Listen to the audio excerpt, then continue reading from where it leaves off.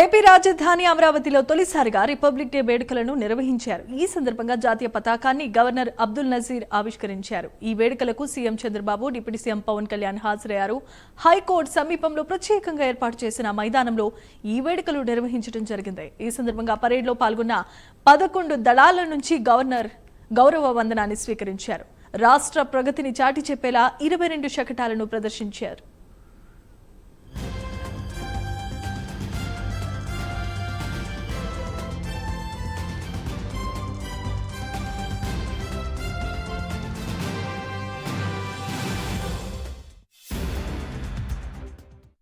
Dear fellow citizens of Andhra Pradesh, I extend my warm greetings to you on this 77th Republic Day.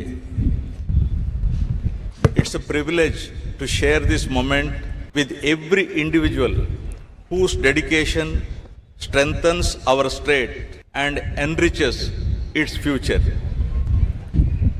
I see our farmers who sustain millions, our fishermen who brave the seas, our teachers who enlighten minds, our healthcare workers who serve with compassion, our innovators shaping new ideas, our women building futures, and our entrepreneurs generating livelihoods. You, the people of Andhra Pradesh, remain the true architects of our progress. Today's celebration is historic. For the first time, the national flag is being hoisted in Amaravati, the people's capital of Andhra Pradesh. For several years, our state remained without clear direction, its capital project stalled, its economic confidence shaken. The absence of continuity eroded investor trust. అమరావతిలో తొలిసారిగా జాతీయ జెండాను ఎగరవేశామని అన్నారు అబ్దుల్ నజీర్. స్వర్ణాంధ్ర 2047 లక్ష్యంతో ముందుకెళ్తున్నామని అన్నారు.